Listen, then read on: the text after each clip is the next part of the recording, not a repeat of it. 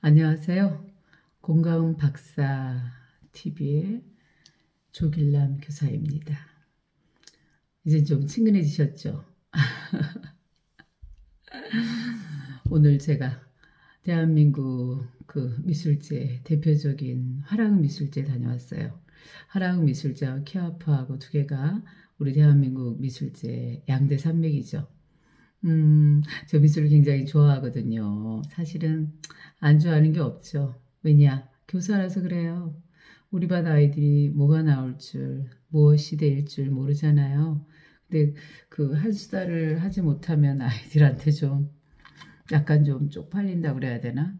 그런 면이 있어서 저는 퇴근 후에 거의 대부분을 좀 어, 산책도 많이 한 교사죠.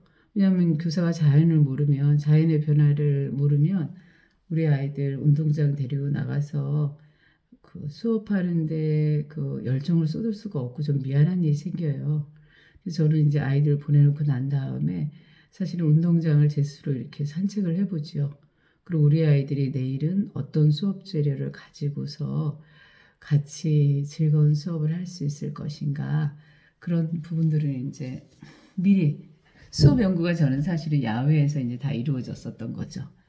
그래서 그렇게 이제 실제를 한 얘기를 가장 저는 큰 교육이라고 생각해요. 그러니까 막 책에서 보고 한 것도 굉장히 도움이 많이 되죠. 사실은 여기 발도르프라든가 그 외에 뭐 어, 스웨덴 교육이죠.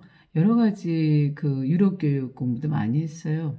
그러니까 이제 그랬고 그 외에 우리나라 전통 교육도 이제 사실 우리 선조들이 했던 교육법에 저 같은 경우 그러니까는 그 내가 머문 자리는 내가 치웠고 우리 선조들 같은 경우 그다음에 아침에 하면 청소부터 먼저 했잖아요. 이런 것들을 접목시켜서 제 나름의 이제 교육법을 만들어낸 거지요. 가장 중요한 포커스는 그거였어요. 내가 즐거운 거를 하자.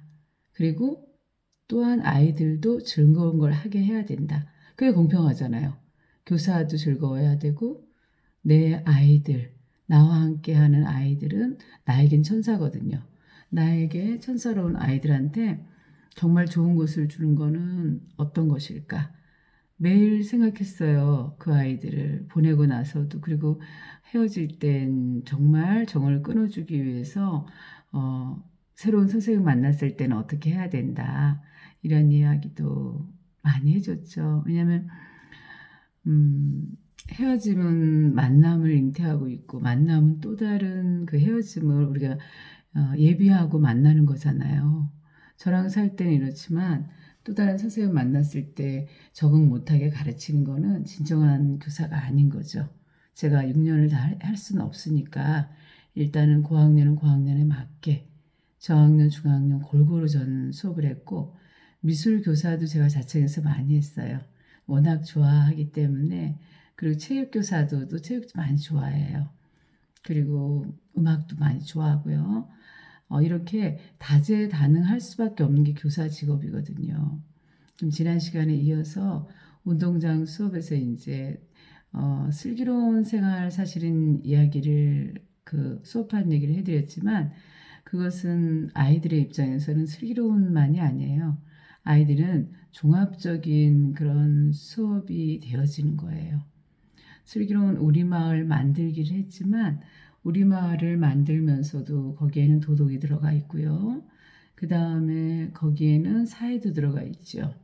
그리고 국어는 당연히 들어가 있는 거죠. 그리고 수학 같은 경우도 들어가 있어요. 체육은 물론이고요. 그러니까는 저학년, 중학년, 고학년 고루 수업이라 하는 건 뭐냐면 종합적인 그런 사고를 발달시킬 수 있는 그런 수업이 자연히 들어갈 수밖에 없는 겁니다. 애들한테 이제 어떤 놀이를 하든 아니면 그 외에 수업 목표에 맞춰서 국어과 수업을 하든지 이런 거에 상관없이 모든 건 발표로 이루어지는 거죠. 왜냐하면 아이마다의 성향이 다르고 또 어떤 것을 봤을 때나 들었을 때나 느꼈을 때나 그 똑같은 거를 줘도 아이들은 다 다르게 반응을 하거든요.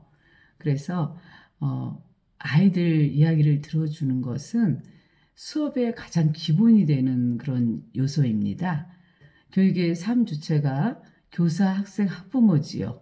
그런데 우리 교육은 굉장히 왜곡되어 있잖아요. 학부모는 소외시키죠, 교육에서. 그리고 한마디 하면은 굉장히 드센 학부모다.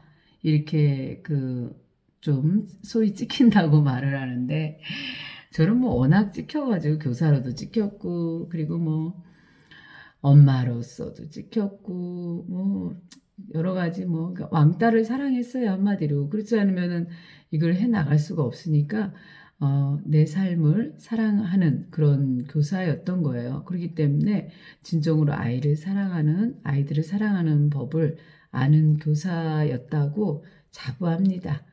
왜냐하면 나와 살았던 그 ADHD 아이들이라거나 그 다음에 정신적으로 아픈 아이들 있잖아요. 이런 아이들은 저한테 오면은 다 좋아졌거든요. 그거는 제가 많이 외로웠던 시절이 아마도 있어서 그렇겠지요. 어떤 한 사람이 올곧게 성장하는 데는 정말 도와주신 분들이 많이 있으시잖아요. 그 시간 동안 저한테 들어줬던 사람은 책이죠, 책. 책이 저도 많이 세워줬고, 또 홀로 저랑 대화했던 그 시간들도 저한테는 굉장히 도움이 많이 되었습니다. 이 시간도 교육 수다가 또 길어져서 우리가 이제 운동장 수업을 슬기로운 생활이라고 사실 얘기했지만 거기에는 국어과의 그 발표, 그 다음에 그 창의적인 창의력이라거나 종합적인 사고를 해야지 그 자기의 생각을 드러낼 수 있잖아요. 아이나 어른이나. 그래서 그 부분에 맞춰서 다음 시간에는 이제 운동장에서 어떻게 수업을 하고 난 다음에 국어과랑 연결지어서 시도 쓰고 그리고 또 체육과랑 연결지어서 또 체육한 거라든가 이런 것들에 대해서 또 이렇게 즐거운 수다를 떨도록 하겠습니다. 뭘 하겠다라고 한 적이 없어요. 아이들은 언제나 달라져 버리거든. 나는 이걸 계획했는데 아이들은 산으로 가버려요. 저는 바다로 가길 원했는데. 지금도 아마 제 강의가 그런 것 같습니다. 자, 오늘은 여기까지 하고 편안한 밤 되세요. 너무 재밌네요. 근데 동영상 놀이네. 저한테는 뭐든지 다 놀이였거든요. 그림도 놀이. 감사합니다. 자, 또 다음에 뵙겠습니다. 안녕.